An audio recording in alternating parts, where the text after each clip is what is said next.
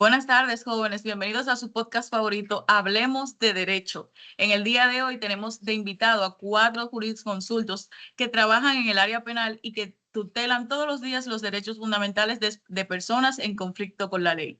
En el día de hoy tenemos al licenciado Wilson Mayobanes Reyes Minaya, al licenciado Jafreisi Miguel Davison Lizardo, a la licenciada Bifran Caraballo Candelario y a la licenciada Jennifer Tavares, debatiendo un tema que entiendo que es de fundamental importancia para todos los oyentes, principalmente porque todos los días nos encontramos ante autoridades o personas que intentan coaccionar uno de los derechos más fundamentales, el derecho a la libertad. Y en ese tenor, el día de hoy estaremos discutiendo algo que tal vez muchos lo conocen, pero otros no, que es la acción de habeas corpus.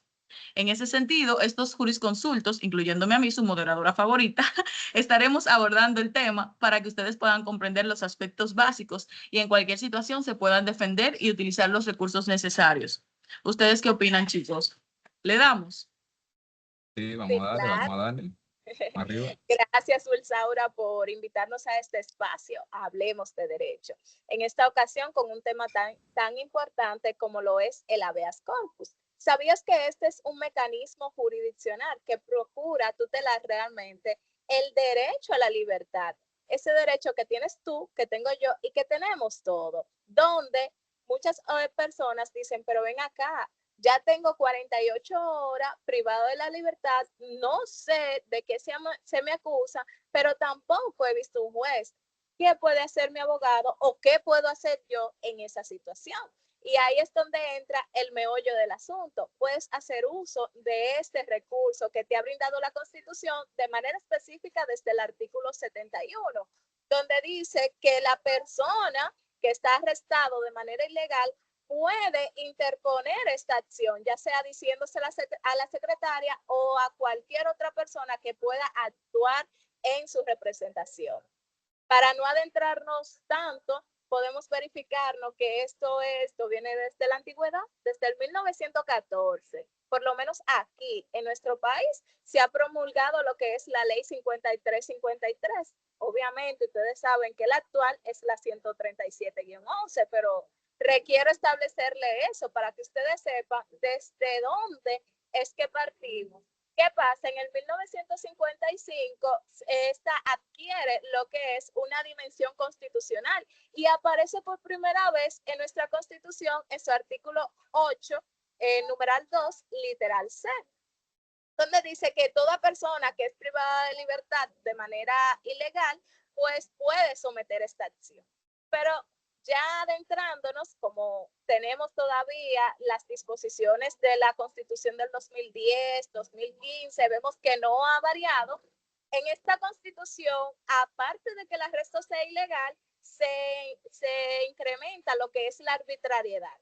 ¿Ustedes sabían lo que la diferencia entre arbitrario y legal?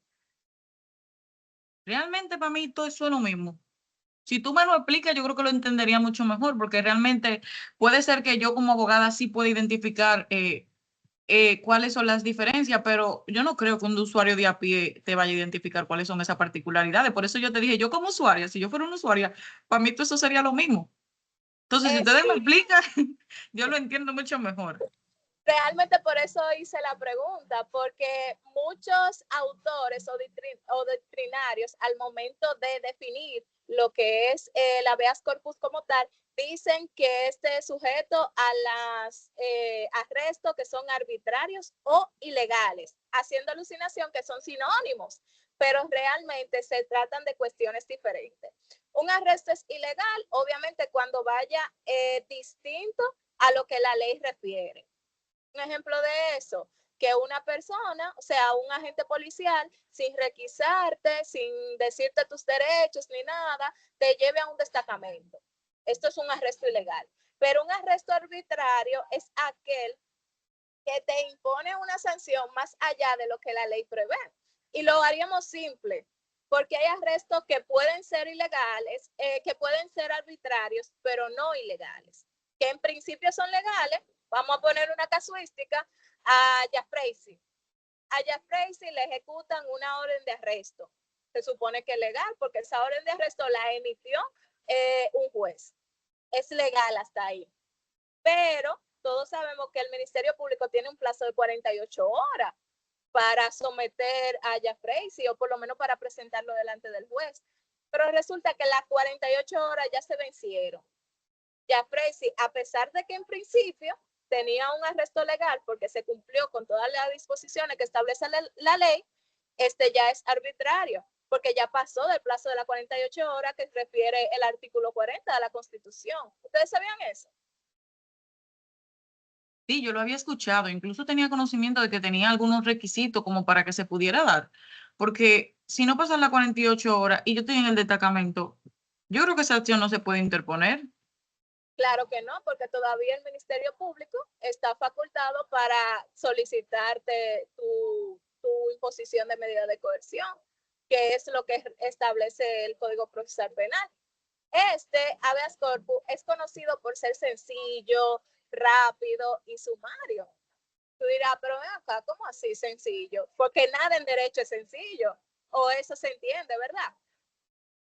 Decimos que el mismo es sencillo porque esto es realizado mediante una instancia que la puede realizar cualquier persona. El imputado inclusive le puede decir a la secretaria, mira, yo tengo un arresto ilegal, y esta puede bien accionar, establecérselo al juez.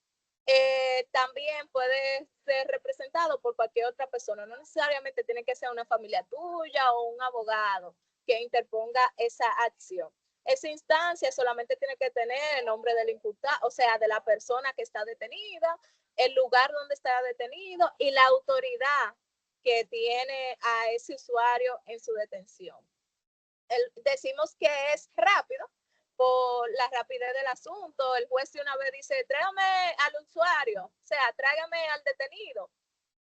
Y en caso de no hacerlo de manera tan rápida, pues el juez debe de fijar una audiencia dentro del plazo de las 48 horas y decidir en esa misma audiencia. Por eso entonces que decimos que este es sumario. Existen dos clasificaciones de habeas corpus. ¿Ustedes han escuchado alguna de ellas? Yo he escuchado la del reparador y la del preventivo. No sé si son esos dos, pero yo creo que son esos dos. Y son los que más se utilizan. Yo he escuchado también con relación a cuando hay un traslado ilegal al extranjero y también un traslado ilegal de un centro penitenciario a otro sin la debida autorización de autoridad competente. La casuística que Jafrey sí entra, y qué bueno que la hace, entra dentro de la clasificación de lo que es el habeas corpus reparador, porque ya hay un derecho fundamental que se está lesionando. Es el habeas corpus que yo le acabo de explicar, que se realiza una instancia y que cualquier persona puede hacerlo. Ahora, el habeas corpus preventivo es cuando la persona está amenazada de que ese derecho le puede ser lesionado, y obviamente siempre hablamos del derecho de la libertad, para que quede claro. Y eso fue lo que introdujo la Constitución del 2010, que dice toda aquella persona que está amenazada de serlo. Un ejemplo de eso es Wilson. Wilson. Gracias. Bueno, gracias Jennifer por cederme la palabra. Saludos cordiales a todas las personas que también escuchan este espacio, su podcast Hablemos de Derecho. Gracias a los amigos que nos ven y nos escuchan a través de esta plataforma. Pues bien, yo le quiero en ese sentido establecer en cuanto a los derechos tutelados por la acción de habeas corpus. Y Jennifer, es muy importante el dato que tú previamente introducías en cuanto al concepto del habeas corpus, esta garantía jurídica y constitucional. A mí me gustaría también ver qué dice Wilsaura también en torno a esto. Sí, pero antes de Wilson, yo creo que, o sea, No. tenemos derechos protegidos, pero Jennifer hacía referencia a que ciertamente, aparte del derecho a la libertad, que es uno de los derechos protegidos, tenemos dos tipos de habeas corpus. Entonces ya lo ponía usted como ejemplo de que ciertamente pueden haber actividades o pueden haber casos en los que se pueden dar estas situaciones. Ya Freisy ponía uno y ella explicaba ese ejemplo, y entonces nos explicaba otro que era el reparador, ¿verdad, Jennifer? Sí, El reparador. es que voy a utilizar a Wilson de ejemplo, en este supuesto. Pero digamos que no es el Wilson que está en esta reunión, que es todo un letrado. Aclara ese punto. Sino Wilson, el imputado recurrente que vive por mi casa. ¿Qué pasa? Wilson, mi vecino, normalmente está acostumbrado que cuando en los patios se queda algo afuera, pues se lo lleva sin ser de él. Todos sabemos que todo aquel que sustrae algo que no le pertenece es robo. El DICRIN conoce a Wilson porque está diario en el destacamento, pero es con razones obvias. Y las personas van, mis vecinos, ponen denuncia, lo someten, pero al ser cosas tan insignificantes, pues le ponen una presentación periódica y Wilson va para afuera de una vez. Pero en esta ocasión Wilson dice, yo tengo 3 hijas, yo tengo que tomar conciencia. Y Wilson decide que ya no va a erradicar esa práctica y se va a estar tranquilo. A pesar de que Wilson ya no volvió a tomar lo que le pertenece, Wilson siempre está siendo buscado por el DICRIN cada vez que las cosas de nuestro vecindario se pierden, porque el DICRIN ya lo tiene tildado como la persona que la toma, pero Wilson no lo está haciendo. No hay denuncia contra Wilson, no lo están sometiendo. Wilson lo que está durando son las 48 horas en el destacamento.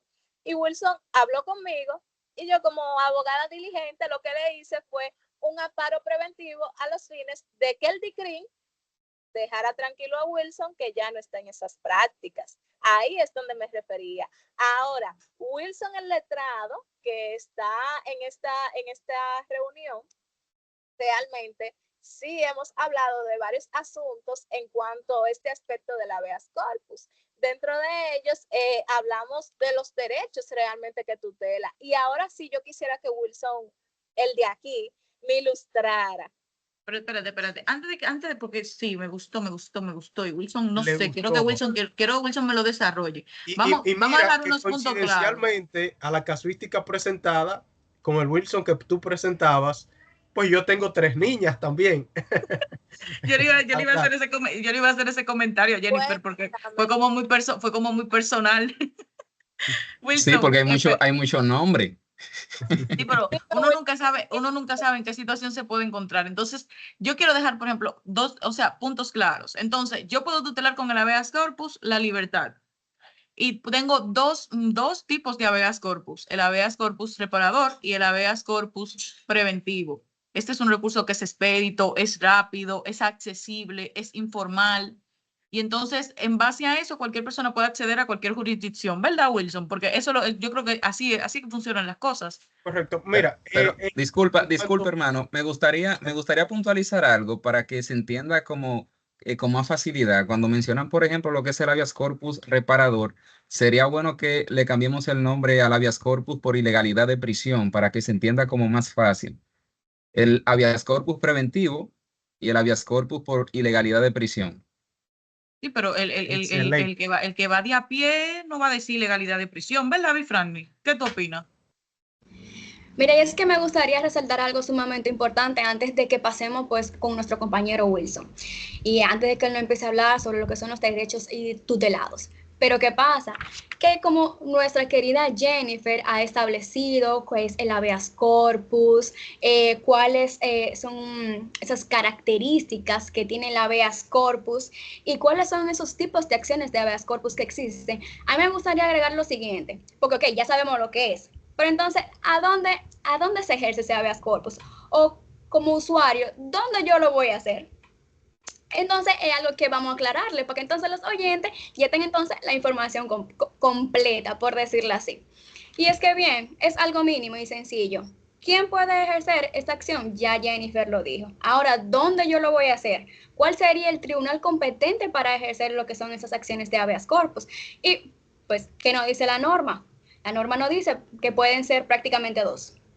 ¿Cuáles son esos 2? Pues un tribunal de primera instancia que ejerza como unipersonal y entonces la oficina judicial de servicio de atención permanente.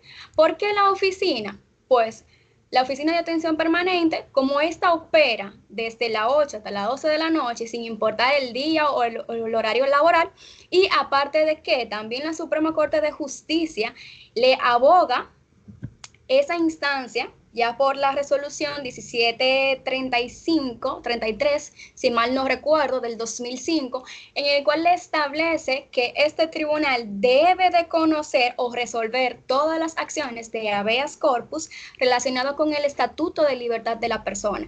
Ahora yo creo que con esta información ya dada para los oyentes, ya saben qué es el habeas corpus, cuáles son las características, la competencia y claro, cuáles son esos tipos, pues ya sabe entonces dónde se ejerce. Ahora sí, Wilson. Excelente, Big Fragni, gracias por cederme la palabra. Recordamos a los amigos que nos ven en este espacio, ¿por qué los licenciados aquí opinan de forma así espontánea? Es que este espacio, estamos en su espacio, Hablemos de Derecho, donde hacemos un análisis jurídico integrado. Entonces, con relación a la pregunta que nos hacía también previamente nuestra compañera Wilsaura, cabe destacar cuáles son los derechos tutelados por la acción del habeas corpus. Los derechos tutelados. Y cabe destacar en ese sentido que el habeas corpus protege lo que es la libertad personal. Pero la libertad personal y la seguridad frente a detenciones o amenazas de detenciones ilegales, detenciones arbitrarias, irrazonables, y en ese sentido también la Constitución Dominicana lo consagra expresamente como una garantía inmediata, una garantía sumaria para controlar la legalidad de la privación de la libertad. De hecho, yo tengo mi Constitución aquí en mis manos, la tengo aquí, la Constitución, y para profundizar un poco, cabe destacar que el artículo 71 habla directamente y establece lo siguiente: acción de habeas corpus. Toda persona privada de su libertad o amenazada de serlo de manera ilegal, arbitraria, irrazonable, tiene derecho a una acción de habeas corpus ante un juez o tribunal competente por sí misma o por quien actúe en su nombre de conformidad con la ley para que reconozca y decida de forma sencilla, efectiva, rápida y sumaria la legalidad de la privación o amenaza de su libertad. En ese sentido, esto lo establece nuestra Carta Magna, pero también en el plano también del procedimiento, cabe también señalar, yo tengo aquí también la ley 137-11, que es la ley orgánica del Tribunal Constitucional y los procedimientos constitucionales. Y en ese sentido también me permito establecer y compartir también con los amigos que nos ven en este espacio y que nos escuchan, que la acción de habeas corpus en este sentido se establece toda persona privada de libertad o amenazada de serlo de manera ilegal, arbitraria o irrazonable, tiene el derecho a una acción de habeas corpus ante un juez o tribunal competente por sí misma o por quien actúe en su nombre para que conozca y decida de una forma sencilla, efectiva, rápida, sumaria, la legalidad de la privación o amenaza de su libertad. La acción de habeas corpus rige, oigan bien, la acción de habeas corpus rige por las disposiciones del Código Procesal Penal y no puede ser limitada o restringida cuando no exista otra vía procesal vigente, expedita para la tutela de los derechos garantizados por esta vía procesal. Esta es la ley 137-11. ¿Por qué hago énfasis en la parte también de que los rige el Código Procesal Penal?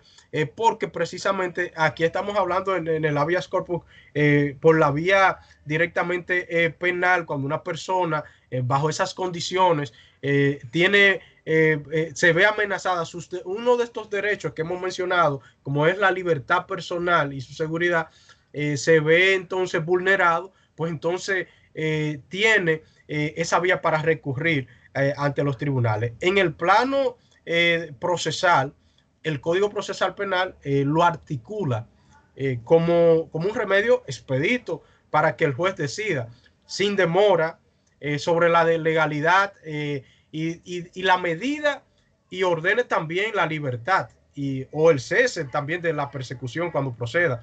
Además, regula también lo que tiene que ver en este sentido la forma en cuanto a que debe de conocerse esta vía. En ese sentido, yo también tengo aquí el Código Procesal Penal y me gustaría compartir también con ustedes y los amigos que también nos escuchan en este espacio, que a raíz del artículo del 381 al 392, pero me voy a enfocar en uno, sobre la procedencia del habeas corpus.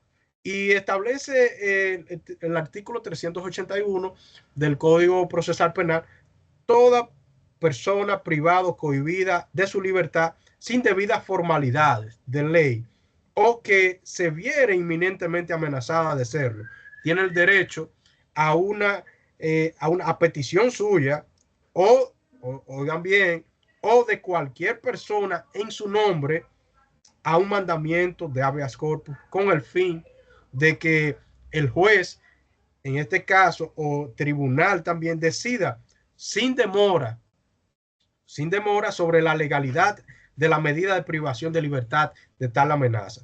Y establece: no procede el habeas corpus cuando existan otros recursos ordinarios o pueda solicitarse por la revisión de la medida de coerción. Que sobre esta parte, en fin, aquí yo tengo mi opinión, pero es un criterio muy personal en cuanto a esta disposición legal. Pero también en este sentido, en torno a lo que hemos analizado, cabe destacar, quiero hablarle también rápidamente de esta parte, de estos derechos tutelados por el habeas corpus, lo que establece también la jurisprudencia en torno a la sentencia del Tribunal Constitucional, y le estoy hablando de la sentencia 0380-2022. Y en este sentido, dicha sentencia pues ha establecido que la acción del habeas corpus procura evitar o corregir que la privación de la libertad o la amenaza de esa privación se verifique, o sea, se verifique de manera ilegal, o sea, sin una orden judicial o en ausencia de fragancia, sino también, oigan bien, sino también, aunque en aquellos supuestos en que en lo que esa conducta se genera de modo arbitrario, como también en un modo que no sea razonable. Así lo ha establecido esta sentencia de la 0380-2022, y hay que puntualizar también sobre esto. Pero hay otro aspecto también muy importante que quiero compartir con ustedes y los amigos también televidentes, los que nos escuchan también a través de nuestras plataformas digitales, y es lo siguiente: los supuestos de procedencia. Los supuestos de procedencia, y de manera muy práctica quiero establecerle cuándo procede, o sea, los supuestos de procedencia. Y es que conforme al artículo 381 del Código Procesal Penal, el habeas corpus procede cuando la persona está privada de su libertad o amenazada inminentemente de serlo. Y esa privación o amenaza carece de las formalidades, si carece de las formalidades de ley. Es decir, aquí nuevamente se hace énfasis en que no procede cuando existen recursos ordinarios, como es o cuando es posible la revisión de las medidas por la vía legal prevista.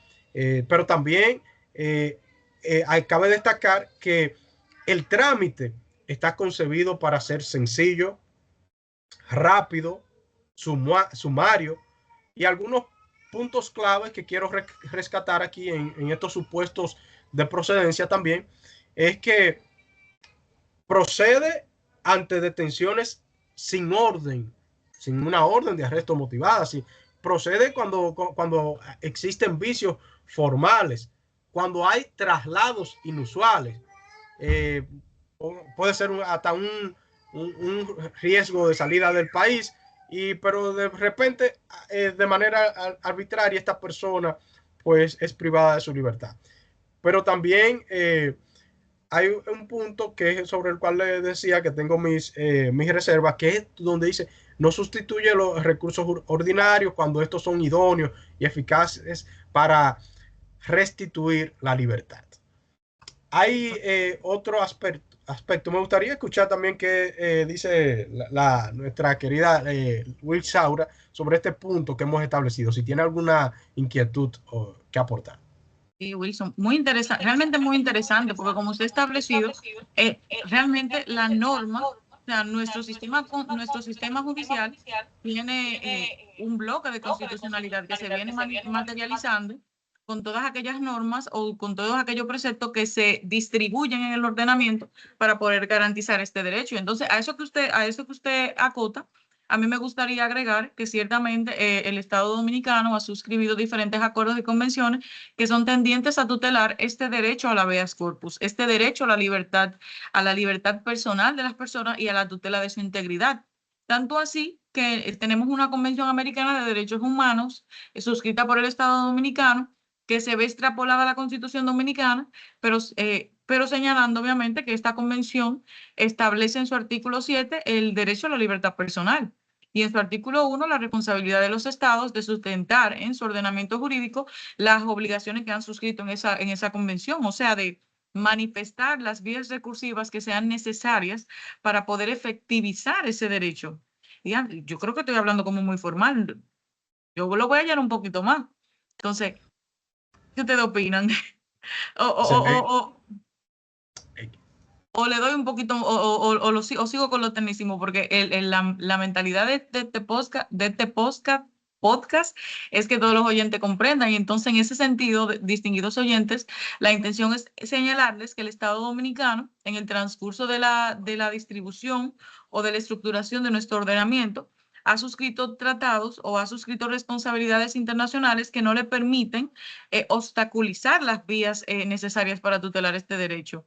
El Tribunal Constitucional ciertamente ha establecido en otras sentencias que el habeas corpus pertenece a la jurisdicción ordinaria porque es una vía no solo más efectiva y expedita para tutelar el derecho a la libertad, sino porque es una vía más cercana para tutelar ese derecho.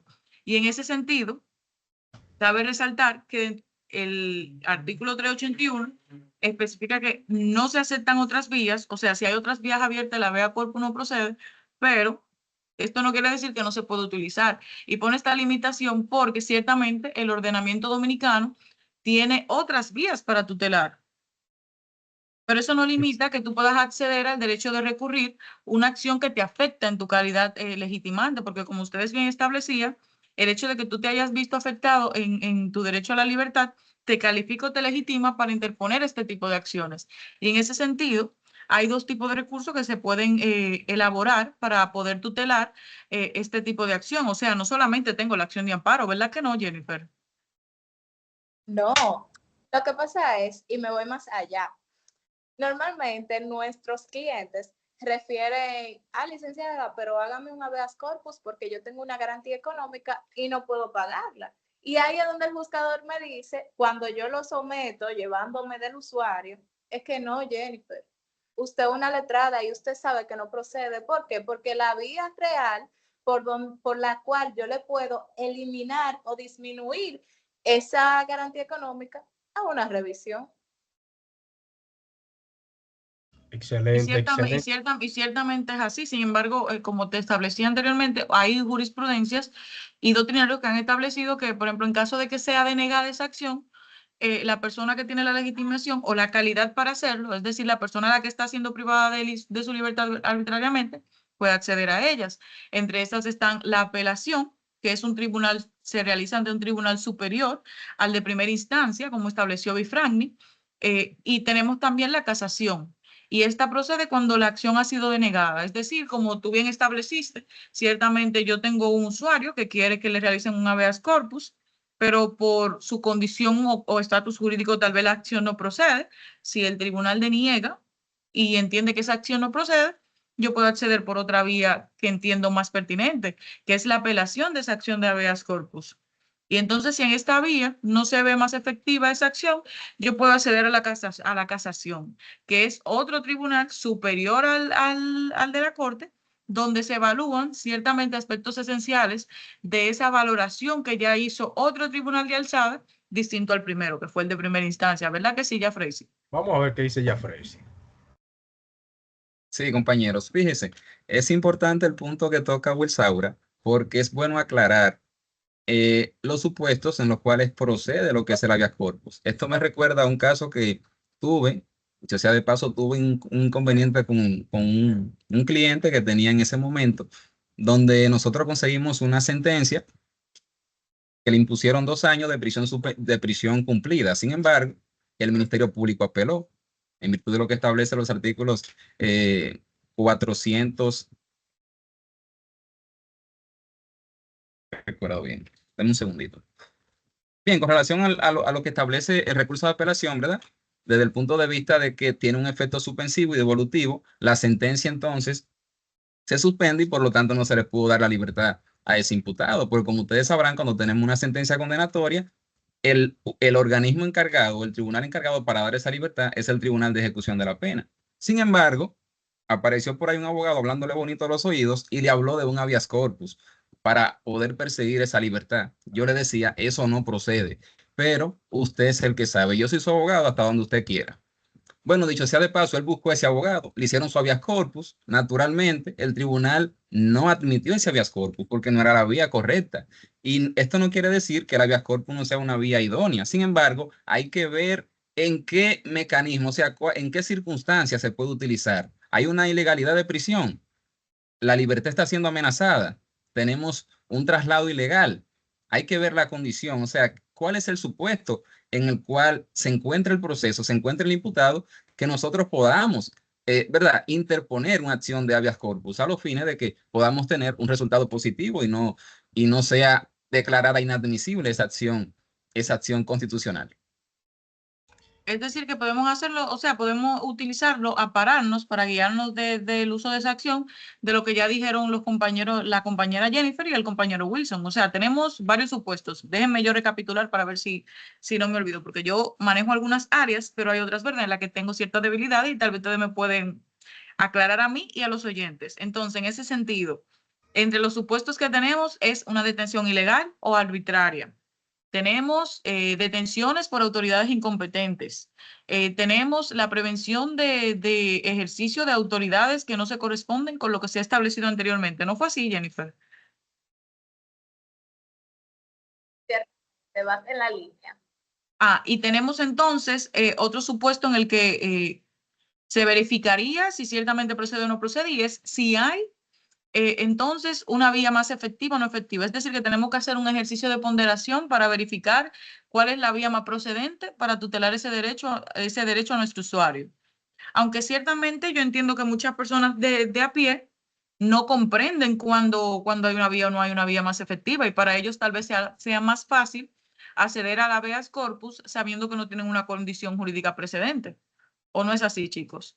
Ahora bien, Wilsaura, sí, ciertamente es así como señala. Ahora yo tengo otro punto que aparte de lo que ha señalado, que cabe también señalar, y es el siguiente, y es el de la legitimación procesal. La legitimación procesal, ¿qué implica esto? La persona afectada, de que se ve vulnerada o amenazada de serlo, de ese derecho. Entonces, ¿qué implica esto? Que esa persona afectada puede solicitarlo directamente, pero también que establece la normativa procesal.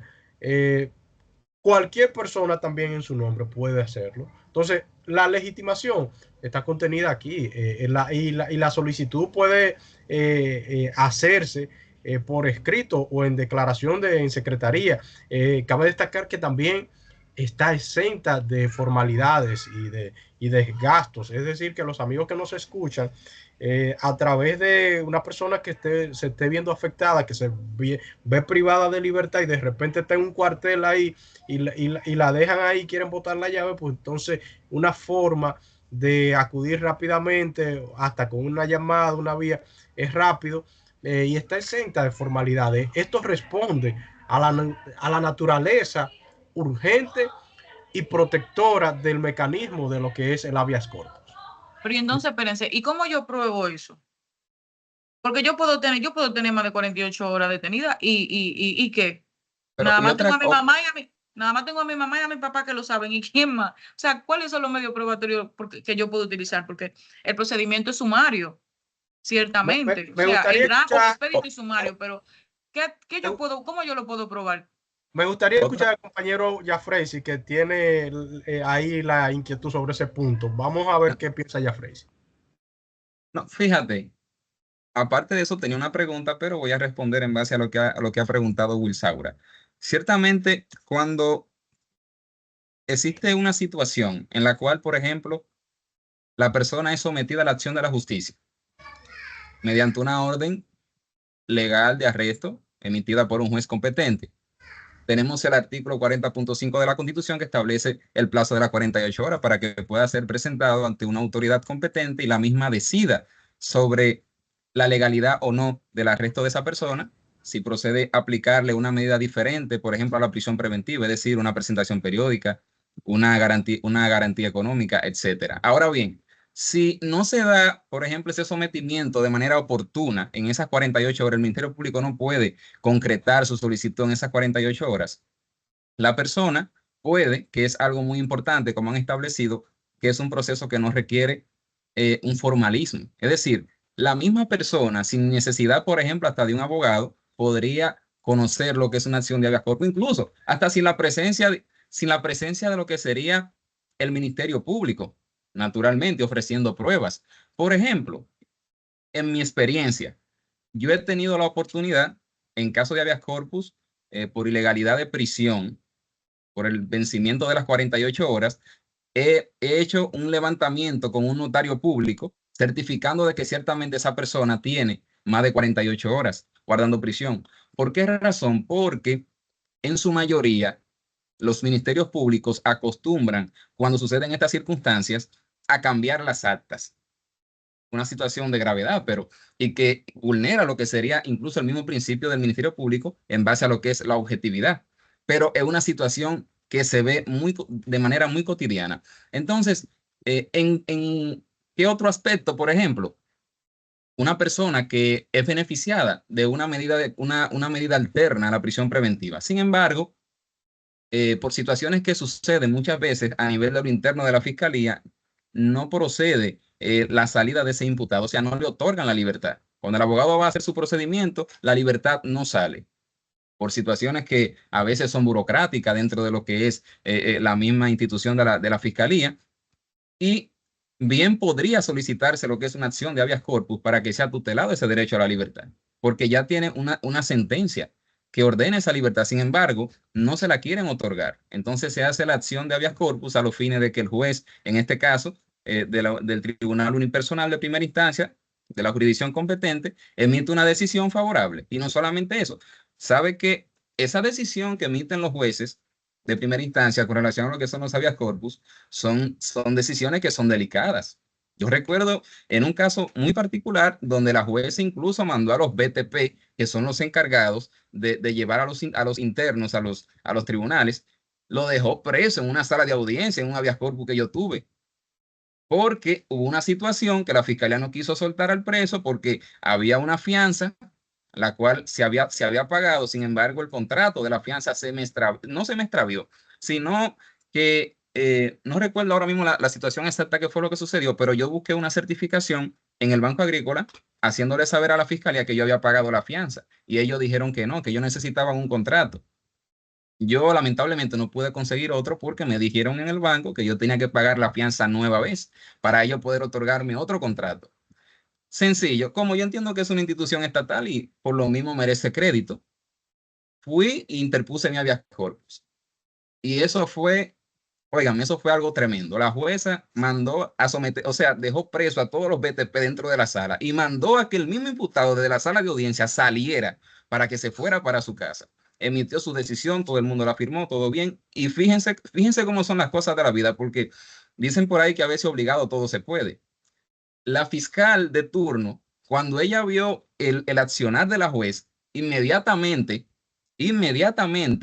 ella fue y buscaron la libertad y nos las entregaron. Yo dije, pero ahora, después que ustedes vieron esta situación, ahí me recuerda la parte que dice el artículo 149, numeral 1 de la Constitución, que dice que los jueces, aparte de que ellos juzgan, deben de ejecutar lo juzgado. Y esa jueza en ese momento hizo eso. Dicho sea de paso, los BTP, recuerdo que estaban en una situación tan apretada que la jueza tuvo que ir con ellos al CCR-11 aquí en San Pedro de Macorís para que pudiera hablar con el director de la cárcel, porque parece que ellos tienen como un sistema de que ellos no pueden llegar a la cárcel sin esos detenidos. Pero aún así, el imputado que yo tenía se fue para su casa desde la misma sala de audiencia. O sea que realmente el habeas corpus es una figura de relevancia e importancia. Así es. Sí, bueno, Jennifer, ya, ¿no? Porque yo era para ver que quería saber, o sea, yo quería saber lo que opinaba Jennifer. Exacto.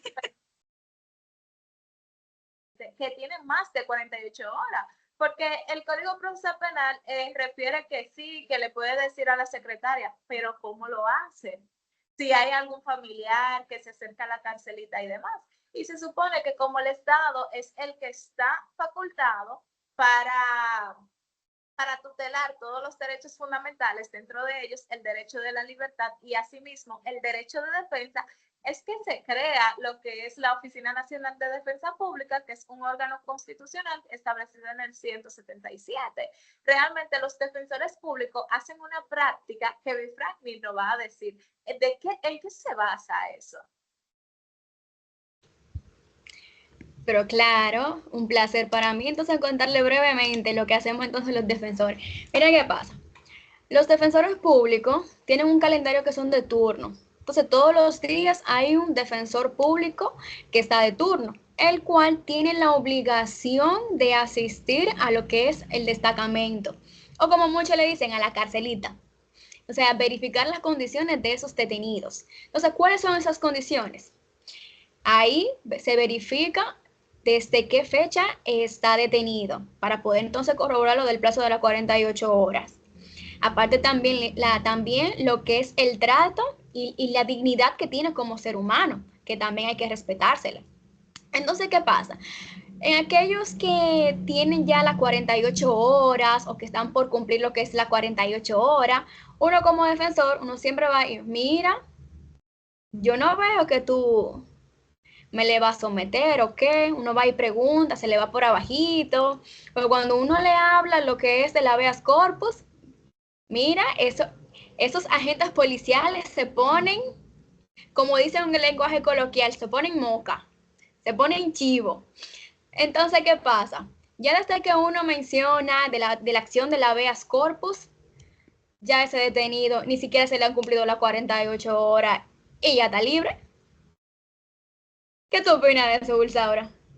Pero no, eso quiere decir que, o sea, eso quiere decir que el Estado no solamente me garantiza tener una acción constitucional que me favorezca, o sea, tutelar ese derecho que me violentan a la libertad, sino que también tiene, o sea, yo tengo derecho y tengo personas que velan por ese derecho, que son los defensores públicos. Sin embargo, no está de más saber que uno puede acceder de manera voluntaria y eso me recuerda que de manera práctica hemos tenido ejemplo de eso que ustedes manifiestan. Si no mal recuerdo, yo una vez leí una noticia donde en la jurisdicción de San Cristóbal alguien se asomó al Tribunal de Atención Permanente e hizo una solicitud de habeas corpus con asesoría de alguien que le había comentado que eso se podía realizar. Esa persona se acercó a la secretaria, le dijo, mire, yo tengo una persona detenida desde X tiempo. A la jueza, al escuchar la solicitud, coordinó todas las diligencias necesarias para que se le tutelara el derecho a ese ciudadano y ese ciudadano, sin la asistencia de un abogado, pudo resolver esa arbitrariedad que estaba siendo que se estaba ejerciendo en su contra. Eso quiere decir que, a pesar de que yo no tenga conocimiento de la habeas corpus, que es el punto de este podcast, poner en conocimiento de que ciertamente hay vías a las que uno puede acceder. O sea, hay otros mecanismos que tiene el Estado para tutelarnos ese derecho y es bueno hacer énfasis en el rol del defensor público en esta aplicación. ¿No es así, Jennifer? Sí, claro. Y mira, me parece interesante lo que Bifrani establecía de acercarnos al fiscal e irnos por abajito, que era la palabra que ella utilizaba. Pero ya cuando ya no se puede resolver por esa vía, entiendo que es el habeas corpus. Y ahí es donde me surge el interrogante, Bifrani, porque no simplemente es alegarlo, es probarlo. Y tú como defensora pública, me gustaría escuchar qué elementos de prueba tú le llevarías a ese juzgador para que él vea que ciertamente ese imputado tiene las 48 horas. Muy buena tu pregunta, Jennifer, déjame decirte. Y es que la verdad, uno como defensa pública tiene que probar. De eso se basa el derecho, en probar lo que uno está alegando. Entonces, uno normalmente lo que hace es que, como uno va todos los días al destacamento, no, siempre hay uno de turno, siempre tenemos lo que es el listado de ese destacamento. Entonces, ese listado contiene lo que es la fecha, los detenidos, si ya se le conoció medida, si están en espera de resolución, el estatus real de esos internos. Entonces, ¿qué pasa? Como todos los días se va al destacamento, tenemos esa lista. Y se puede utilizar a nuestro favor para entonces poderlo depositar y demostrar entonces aquí la ilegalidad de ese arresto. Pero ¿qué pasa? Que vamos a aclarar algo. Y es que esa actividad probatoria que realiza el imputado, bueno, que uno realiza como defensa, no es más que probar que esa persona detenida está siendo objeto de un arresto ilegal o arbitrario. Entonces, ¿qué pasa aquí? Esto implica que se trata de, en un lenguaje llano, de documentos, de resoluciones o cualquier constancia que nos permita a nosotros como defensa verificar la afectación de esa libertad de ese usuario, que en base a qué, a indicar la importancia de demostrar la violación a esos derechos, a ese derecho a la libertad, más que cumplir lo que es el formalismo que nos pide. Porque, como decías anteriormente, Jennifer, uno de los requisitos del habeas corpus es la sencillez. Y tú sabes que es tan sencillo así que una vez me tocó ver, como tú eres defensora pública, por eso te hacía la pregunta, pero una vez estaba en la sala unipersonal y vi cómo un defensor público, aparte de las actas que establecía, pues yo escuché a los defensores que estaban de turnos de los días anteriores y yo me llevé esa sorpresa y yo dije, yo como defensa técnica admiro a esa persona que está interponiendo esa acción y mira que sí, ciertamente, aunque se tomó todo el tiempo, es importante resaltar que puede ser sencillito. Eso es un punto fundamental, ¿verdad, Wisaura? Claro, pero hay otro punto que a mí me interesaría abordar de forma, o sea, de forma puntual y como, no sé, porque tiene, o sea, lo poco que he podido ver está muy condensado, o sea, condensado y ampliamente desarrollado por el Tribunal Constitucional. Hay personas que ven que es una limitación y otras que ven, como le establecía anteriormente, la vía recursiva, como no sé, como un filtro. Y es que, como establecía anteriormente, el amparo, di que el amparo, y me dijo, señor, el amparo, pero Sí, no cabe punto destacar que el habeas corpus es un amparo, o sea, cae dentro de la categoría de amparo. Así que si me confundo en la mención, ya saben, estamos hablando del habeas corpus, pero sigue siendo un amparo, a pesar de su autonomía y de su especialización, porque esos son otras dos de las características que tiene el habeas corpus, o sea, es un amparo especializado y es un amparo autónomo que, aunque se ejerce en la jurisdicción ordinaria, tiene efecto interpartes para las personas que se someten a esa contradicción, porque no se establece, esos efectos no dan para todo el mundo, sino para las personas que están sometidas a esa jurisdiccionalidad, tiene sus características especiales. Entonces, en ese sentido, hay un punto que me gustaría que abordáramos, que es la vía recursiva y lo que ha establecido el Tribunal Constitucional. Vuelvo y retomo ese punto un poquito, haciendo una breve introducción. El 381, como bien establecía el compañero Wilson, establece que la acción de habeas corpus corresponde cuando no haya otra vía más idónea para tú poder tutelar ese derecho. Sin embargo, el Tribunal Constitucional ha establecido en 2 sentencias clave, la 3080 y del 2022 y la 722 del 2024, puntos muy específicos sobre la admisibilidad de lo que es el habeas corpus, tanto en la jurisdicción ordinaria como en la jurisdicción constitucional, que es una jurisdicción totalmente distinta.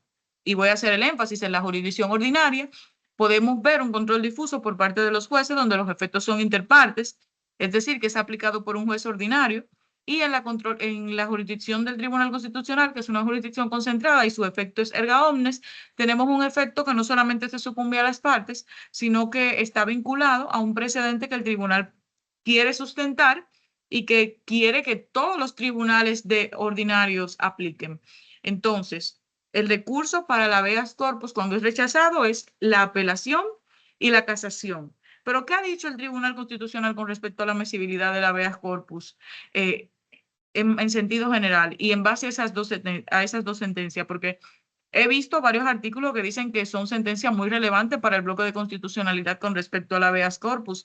Y entiendo que ustedes como profesionales, cada uno tiene un resumen, una opinión o una forma de interpretarlo que puede ayudar a las demás personas y a los juristas que oyen Hablemos de Derecho o ven Hablemos de Derecho, que quieran informarse un poquito más.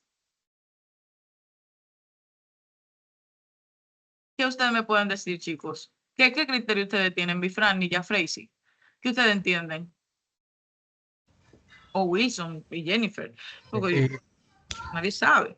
Wilsaura, es importante destacar que cuando decías la erga omnes, recuerda que este es un espacio que está abierto a un público en general y a personas que a veces no entienden los tecnicismos de derecho, y sería oportuno que aclares esa parte en qué consiste cuando un resultado, en este caso, tiene un efecto erga omnes. Ese punto yo creo que Bifran me lo explicó antes de subir al aire. Que se diferenciaba lo que era el control difuso y el control concentrado en cuanto al erga omnes y eso. Dime, Vi.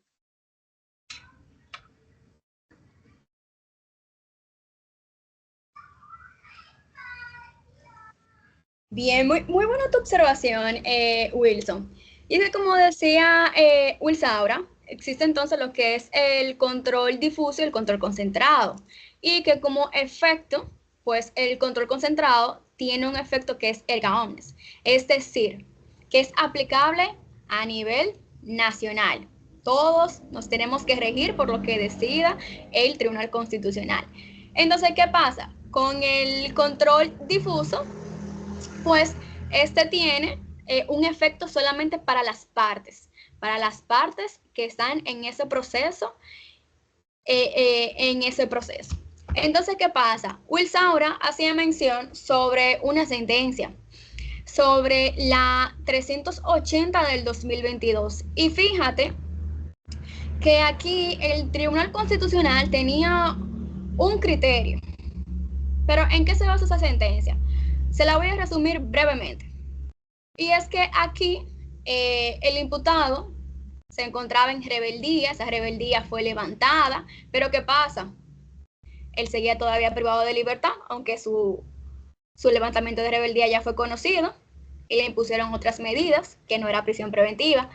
Pero ¿qué pasa? Su abogado accionó y a través de lo que es el habeas corpus. Entonces, ¿qué pasa? Se le otorgó el habeas corpus, pero el Ministerio Público en este caso no se quedó de brazos cruzados, no estuvo conforme con esa decisión porque fue acogido el habeas corpus. Entonces, aquí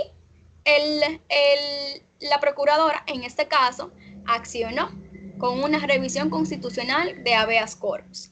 Pero ¿qué pasa? ¿Qué le dijo el Tribunal Constitucional? No me van a creer lo que le dijo el Tribunal Constitucional, porque ya el Tribunal Constitucional tenía un criterio. Y yo creo que yo me sé ese criterio, Bifra. Creo que me lo sé.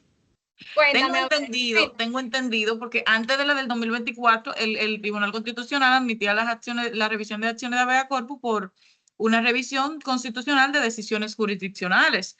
Y el tribunal, si no mal recuerdo, lo que le dijo fue como que no, tú no vas para ningún lado, porque Nosotros no conocemos ese tipo de acciones y nosotros no somos competentes para conocerla. ¿No fue así que le dijo? Así fue que le dijo, pero no se conformó solamente con decirle así, sino también que le dijo, es que el 386 del Código Procesal Penal Dominicano es bien claro, que dice que solamente se puede conocer lo de esta acción de habeas corpus, pues cuando se rechace esa decisión. Entonces aquí no fue así en este caso. Pero ¿qué pasa? Que con su sentencia, porque aquí entonces el Tribunal Constitucional lo que hizo fue que tuvo prácticamente, por decirlo así, un cambio de criterio con su nueva sentencia, que fue la 722 del 2024. Entonces, ¿qué pasa? Que con esta sentencia, el tribunal prácticamente cambia de criterio, por decirlo así. Pero no solamente eso, sino que con esta sentencia el tribunal declara su competencia para conocer sobre el habeas corpus. Se impugnan estas decisiones, pero obviamente definitivas, y que rechacen esta acción, pudiendo entonces aplicar el régimen procesal común al amparo. Entonces, por eso que dice, disculpa, por eso que dice que pasan de ser decisiones de revisión constitucionales de decisiones jurisdiccionales a revisiones constitucionales de decisiones de amparo. O sea, como dije anteriormente, pasa a reconocer que el habeas corpus sí cae dentro de la categoría de amparo y se puede solucionar por esa vía. ¿Verdad que sí, Jennifer? Sí, de hecho, hay algunos autores que refieren que el habeas corpus es un amparo especial porque se especializa en el derecho de la libertad, como hemos tocado desde este primer punto. A los fines de abordar un poquito más lo que establecía nuestra compañera Belfraini en cuanto a la sentencia 07-2022 del año 2014, lo que el Tribunal Constitucional dijo fue: mira, hemos tenido criterios donde sí se declaran admisibles, hemos tenido criterios donde dice que no, entonces nosotros mismos nos estamos contradiciendo. Necesitamos necesariamente unificar eso. Sí, sí, sí, sí, no, no. Y mediante esa sentencia, entonces, es que el Tribunal Constitucional dice, es que ciertamente, si yo soy el órgano constitucional y la acción de la habeas corpus es un procedimiento de jurisdicción constitucional, ¿quién soy yo para no conocerlo? Y a partir de ahí es entonces que empieza a cambiar el criterio que se refirió en la 0380 del 2022, donde Belfraini muy bien expuso que el Tribunal Constitucional dijo que no. Un punto a resaltar que establece esta sentencia es que dice que solamente serán susceptibles de revisión aquellas decisiones donde el habeas corpus sea rechazado o denegado, lo que delimita que ese Ministerio Público no pueda continuar de la acción, porque lo dice textualmente la sentencia. Cuando el habeas corpus sea acogido, el mismo no es susceptible de ningún recurso. No, porque yo entiendo que la persona que es afectada del derecho es la persona a la que se le lacera su libertad mediante una detención arbitraria o ilegal. Entonces, si yo estoy tutelando un derecho y ciertamente veo los motivos suficientes para poder detectar que ha habido una arbitrariedad y ordenar esa libertad, yo no creo que una persona a la que le hayan ordenado la libertad vaya a recurrir. Ahora, distinto sería ya si yo, una persona que ha sido privada de su libertad de forma ilegal, accedo ante un juez porque entiendo que es la vía más idónea. El juez entiende que esa no es la vía idónea y me rechaza el habeas corpus, o entiende que no hay motivo suficiente para sustentarlo, y ahí ya sí yo entiendo que puedo acceder a la apelación. Si ya en la apelación eso no se constituye y accedo a la casación, ya entonces en la casación vuelvo y obtengo el mismo resultado, como el Tribunal Constitucional ha especificado que uno de los requisitos para poder acceder a su jurisdicción es haber manifestado de manera recurrente la violación de derechos fundamentales, entonces yo puedo acceder a la revisión. Y no creo que haya ningún tipo de oposición. Entonces, la amplitud de esa competencia vendría a tutelar un poquito más lo que establece el artículo 69 del derecho que uno tiene a un debido proceso y una tutela judicial efectiva. ¿No es así, Jeffrey? ¿Usted qué opina? Sí, claro que sí, claro que sí. Fíjate que El Tribunal Constitucional, como guardián de lo que es la Constitución, a partir de lo que fue el año 2010, aquella Constitución que crea este tribunal con el fin de unificar ese criterio constitucional, de prevalecer la Constitución, de que la primacía de la Constitución esté en todos los ámbitos. Es decir, la acción de habeas corpus realmente es una acción constitucional. O sea, se tenía ese límite, pero el tribunal, entendiendo realmente su función como órgano supervisor, defensor, accede a lo que es este criterio y unifica todos esos criterios anteriores a los fines de que estas sentencias puedan ser debidamente recurridas ante esta alta instancia, que realmente es algo muy importante y que nosotros como defensores públicos también lo tomaremos en cuenta a los fines de nosotros también salvaguardar esos derechos de los usuarios que nosotros tendremos a nuestro cargo, a los fines de que se pueda respetar esa supremacía constitucional que impera en nuestro país. Pues miren, yo siento que el día de hoy ha sido realmente interesante porque yo como abogada ejerzo lo penal, pero ciertamente nunca había tenido la oportunidad de abundar tanto con un grupo de profesionales que han tenido diferentes experiencias en diferentes asuntos y en diferentes actos. Entonces, yo voy a hacer una breve recolección, un breve resumen para las personas que nos oyen. Si ustedes entienden, ¿sí, Jennifer? Sí, es que nos tocamos un asunto muy importante sobre el meollo de la sentencia 0722, que entiendo que usted y yo, fuera del aire, estábamos debatiendo este punto. Y es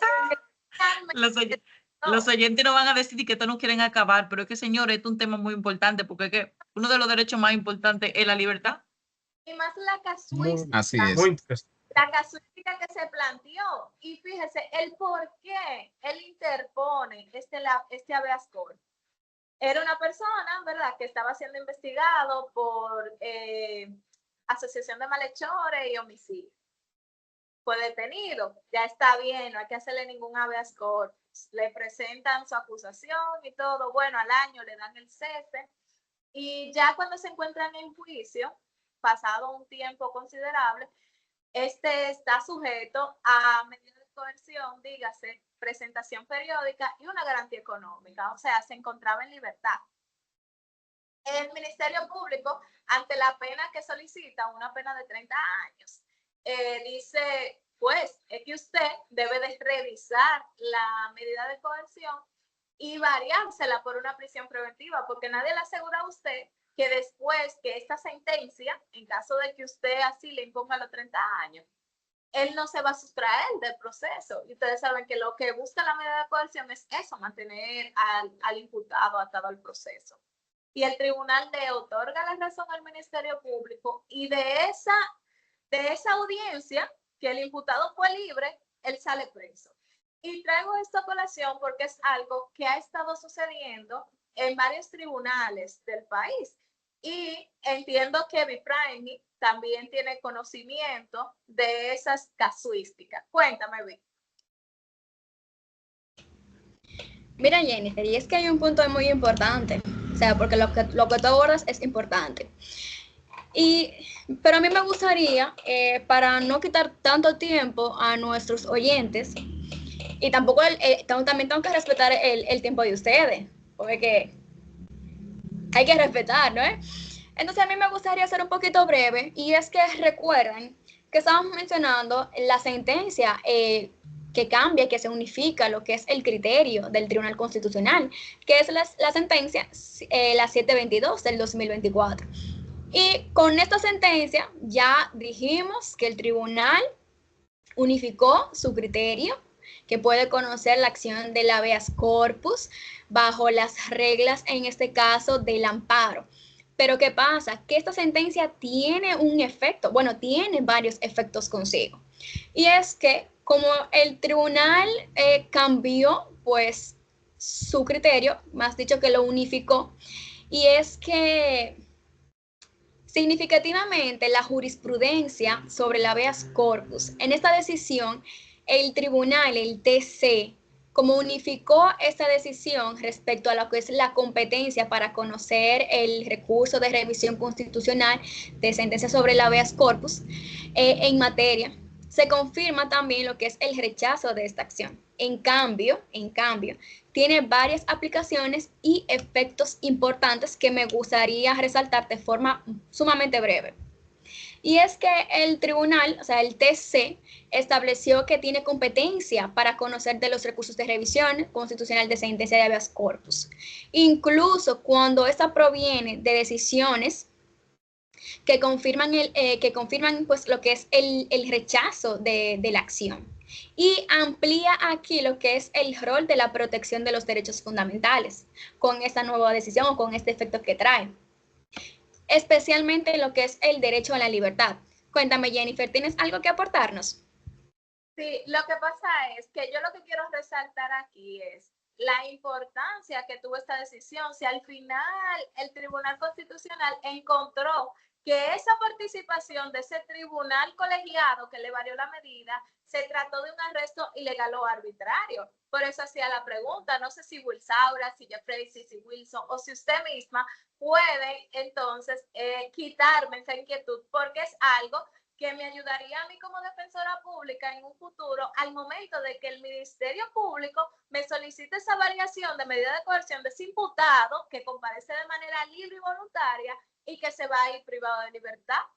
O sea, eso es lo que quiero saber. Ciertamente es una postura de un arresto ilegal o arbitrario, o el tribunal de juicio actuó bien. ¿Qué dijo el Tribunal Constitucional en cuanto a eso?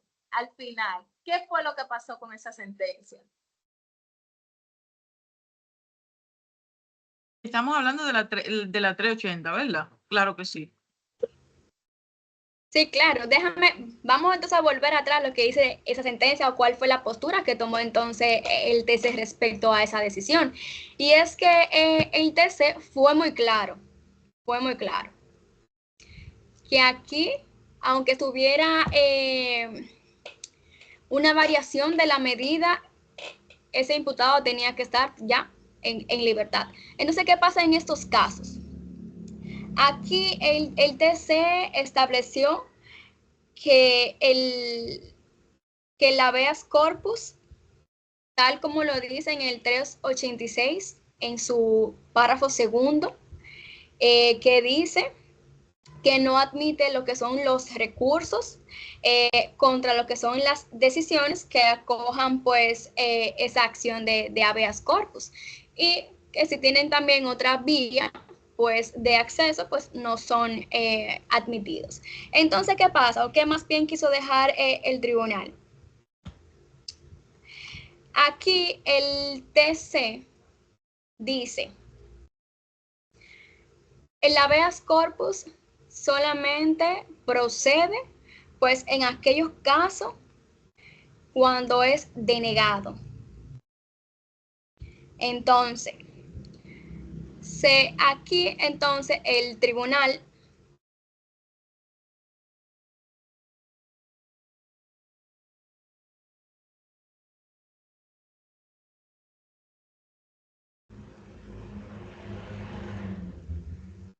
Sí, vi. Sí. Bifrani. Yo creo que la compañera Bifrani se nos fue o su internet le falló. Pero en ese sentido, sí, parece que el internet le falló. Sí, es importante destacar que este espacio pues está siendo transmitido en vivo y esas son de las bondades también de la tecnología. Entonces, la compañera Bifrani pues previamente pues se estaba refiriendo tanto a esta decisión, tanto a las dos decisiones que ha tenido el Tribunal Constitucional sobre y que son precedentes en materia de habeas corpus. Y me gustaría escuchar también en ese sentido a la compañera Wilsaura sobre este punto de estas decisiones que ha dado el Tribunal Constitucional.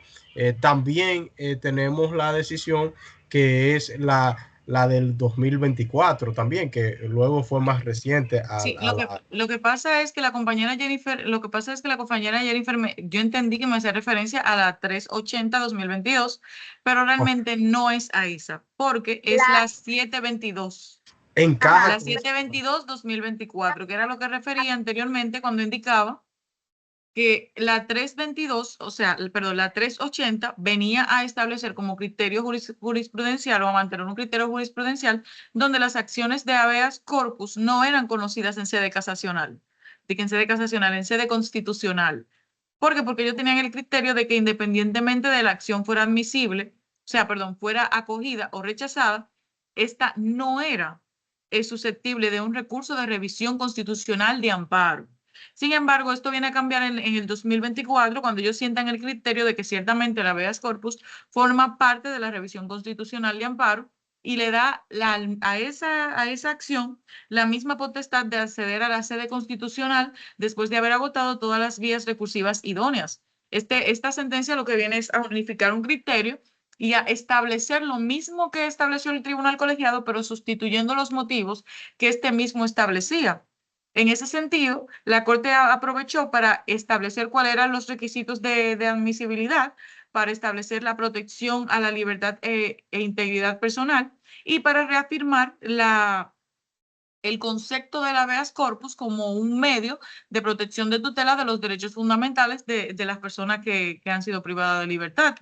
No sé si Bifrani, que volvió, puede edificarnos con la conclusión que estaba desarrollando. Bifrani. Hacerle el aclarando que es la sentencia 0722-2024, que no es la 380. Exacto, eso era lo que le decía a la compañera Jenny, porque al mencionarme la 380, digo yo, pero como que... No, no. Ciertamente era la del 2024. En todo momento varié en la numeración, pero el contenido... era el mismo. Pero y uno abogado pues no se lleva bien, pero para eso estamos en este espacio, para lo que cada uno lo complemente el otro. Exacto, pero bueno, señores, yo entiendo que esta charla, nosotros hemos hablado de la habeas corpus como lo fundamental que es. Yo creo que hemos abordado un grupo de puntos fundamentales. Y entonces, para cerrar este podcast de Hablemos de Derecho, vamos a hacer un breve resumen de los puntos fundamentales que se han tratado para que nuestro oyente, en caso de que se haya cansado de escuchar la charla peyorativa que hemos tenido todos, pueda saltarse a los últimos minutos y recapitular lo que nosotros hemos hablado en todo este tiempo extenso. Entonces, en ese sentido, vamos a resaltar que el habeas corpus es una acción constitucional dispuesta por la Constitución, valga la redundancia, para proteger el derecho a la libertad, seguridad e integridad personal. Esta ha venido siendo construida mediante el bloque de constitucionalidad, ya que ha sido establecida a través de convenciones internacionales que protegen los derechos humanos, se ha facultado en la Constitución Dominicana y se ha difuminado a través de diferentes legislaciones que buscan el establecimiento de un acceso efectivo a esa prerrogativa. Esta procede ante acciones ilegales de las autoridades, ante arrestos ilegales por parte de las autoridades o ante acciones que ciertamente de forma inminente van a lacerar un derecho. Tenemos dos tipos de acciones de habeas corpus, que son el reparador y el preventivo, como bien nos estableció Jennifer. Tenemos diferentes supuestos entre los cuales podemos ver que se realice el habeas corpus. Entre ellos tenemos, como bien establecimos, porque lo lindo es que, o sea, así mismo como lo define, en medio de su contenido podemos tener todas las informaciones necesarias para poder hacer uso del mismo. Asimismo, como las características que tiene son los mismos elementos que constituyen los supuestos con los cuales se puede acceder. Entonces, estos supuestos, como bien recapitulamos anteriormente, lo hemos repetido ya de manera abundante, son un arresto ilegal, un arresto o una privación de libertad ilegal, una arbitrariedad por parte de una autoridad pública o una condición en la cual usted se vea privado de su libertad de forma inminente, inmediata y que le esté lacerando de manera constante en el tiempo. Déjame ver que no me falta, señores. Tenemos diferentes vías recursivas por las cuales podemos acceder en caso de que el habeas corpus sea denegado por una autoridad judicial, que son el recurso de apelación y el recurso de casación. Y en caso de, tenemos la admisibilidad actualmente, de acuerdo a la jurisprudencia de diferentes sentencias que ha emitido el Tribunal Constitucional, como la 722-2024, de poder acceder a una revisión constitucional de amparo, ya que el habeas corpus no solamente es una acción que prevé el legislador en la jurisdicción ordinaria para proteger la libertad, o sea, una acción constitucional que prevé el legislador en la jurisdicción ordinaria, sino que también es una acción constitucional que puede ser revisada por un tribunal superior o un órgano superior como el Tribunal Constitucional, con el fin de unificar todos los criterios que se han visto de manera interna, y así poder aclarar y sintetizar y facilitar las vías de acceso, porque el habeas corpus, como anteriormente habíamos establecido, tiene diferentes características que le permiten ser una de las acciones más garantistas, es decir, tiene accesibilidad, tiene gratuidad, tiene informalidad, tiene una vinculatoriedad a todas las autoridades correspondientes, así como lo establece el artículo 7 de la Ley Orgánica del Tribunal Constitucional. Pero lo más importante de todo es su informalidad, a criterio de esta servidora, porque permite que cualquier persona, con o sin la asistencia de un abogado, a pesar de que hay entes públicos que están encargados de supervisar las condiciones en las cuales se ejerce y se realizan las actividades jurisdiccionales, pueda acceder sin necesidad o auxilio de una de estas autoridades. Y en ese sentido, le damos las gracias a las personas que han compartido en el día de hoy con esa moderadora, que se han permitido compartir su conocimiento en este podcast de Hablemos de Derecho. Esperemos que en el próximo tema las cosas que vayamos a tratar sean de mucho provecho para las personas que nos escuchan y que han dedicado su tiempo a escuchar a estos charlatanes que saben de todo, de poco, de mucho, de nada sobre el derecho. Señores, nos vemos en la próxima entrega de Hablemos de Derecho. Bye. Bye.